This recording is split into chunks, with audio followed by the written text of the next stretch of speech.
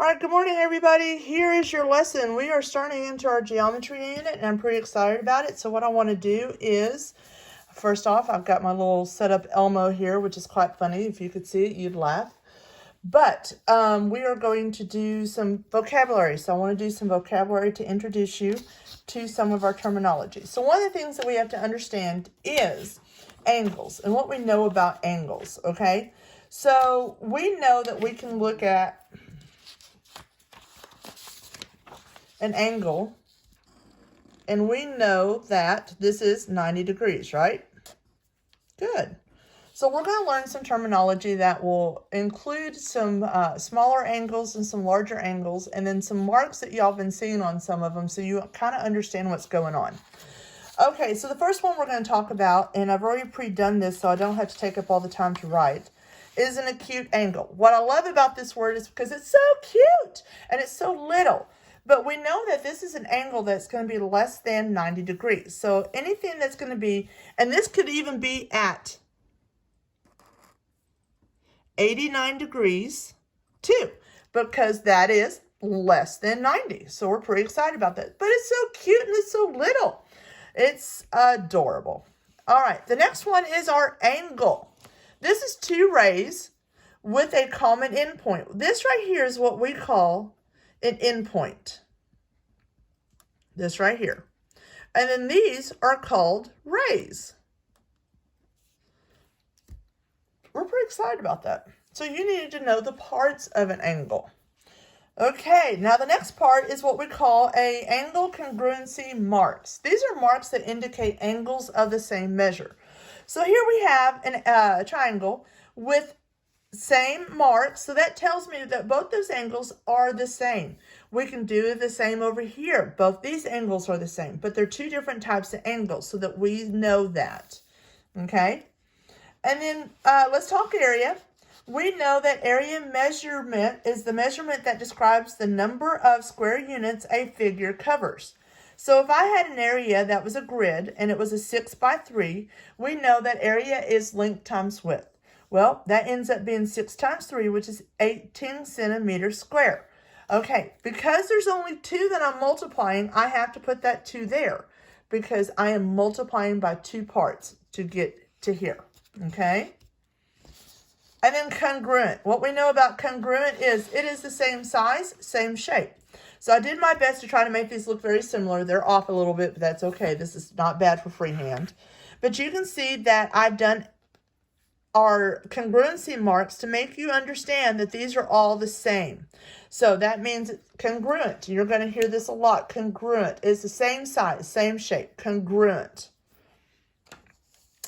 And then we have a face. Not your face that you look at in the mirror, but a face on a cube. If I was to take this piece of paper and fold it into a cube, you will see, oh, it's not folding very well. You will see that it has several faces, okay? That's pretty cool. So we would call that a face. That's what you need to understand. And then finally, what we have is there at the end an obtuse angle. An obtuse angle is going to be something larger. So even at 91 degrees, this would be larger than a regular 90-degree angle, because this one being a 90-degree angle is a right angle. But anything larger than that, all the way up to 180 degrees, because we know that 180 degrees is a straight line, and that's 180 degrees. So I can go all the way up to 179 degrees, and it would still be an obtuse angle, okay? All right, so that is that information. I will take a picture of that, and I will upload that also on your Google Classroom. So what we're moving into right now are forming triangles. And with forming triangles, whoop, I made it too big. Hold on. There. That should be a little bit better. I know this is sideways, and I'm sorry, but it's the only way I can get it on here. Okay? So forming triangles. If we're forming triangles, what we have to understand is when forming a triangle, the sum of any two sides of the triangle is greater than the length of the third side. Okay, so what we're going to do is we're going to try to figure out, can a triangle be formed with these sides? One side is 6 inches, one side is 12 inches, and one side is 8 inches.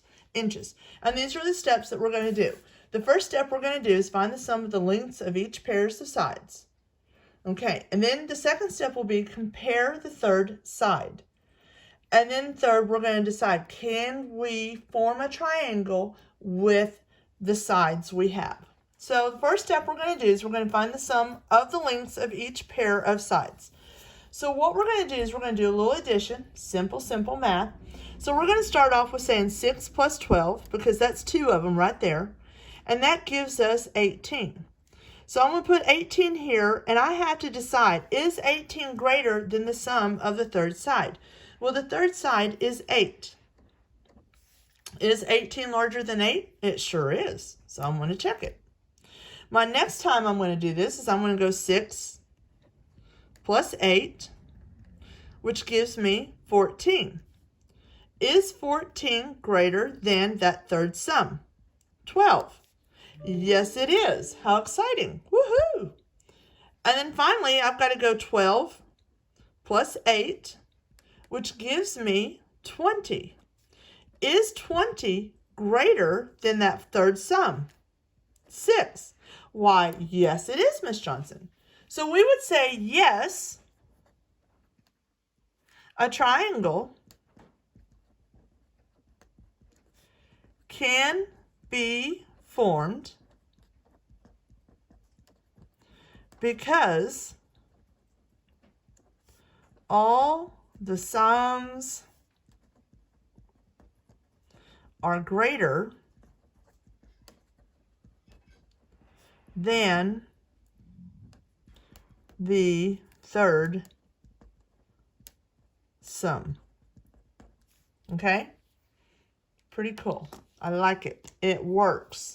I forgot to change something because this has got to be changed right here. Okay. All right, so we're going to look at this one right here. 3 straws were cut to the lengths. These lengths. Can a triangle be formed? So, 2 centimeters, 8 centimeters, 5 centimeters. So we're going to go through the same thing. So we're going to say 2 plus 8 gives me 10. And is 10 greater than the other one, which is 5? Yeah, sure is. Now I'm going to go 2 plus 5 gives me 7. Is 7 greater than 8?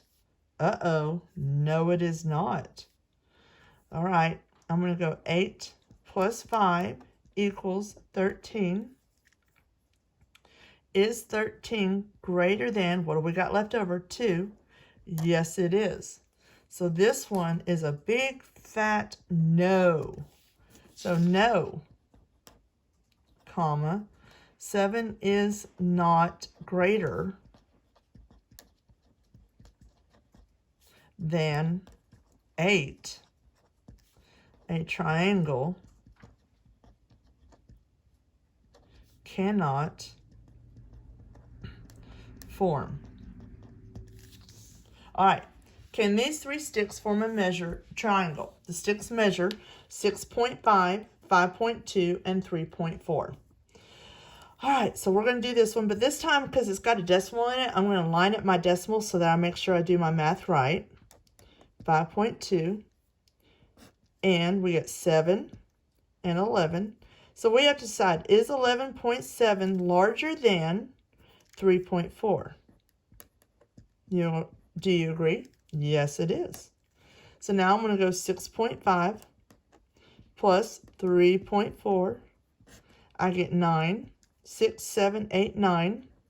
9.9. So 9.9. Is that larger? What do I have left over? 5.2. Is that larger? Why, yes. Yes, it is.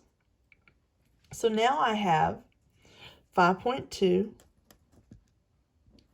plus 3.4, and I get 6 and 8. and is 8.6 larger than what's left over, 6.5? Why, yes. Yes, it is. Yes. A triangle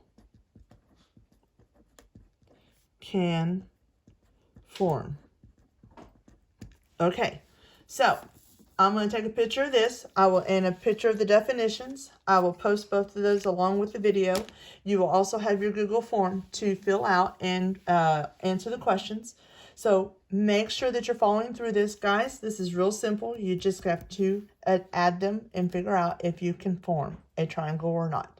All right, guys. Good job and keep up the great work. Keep looking for my lessons. Bye.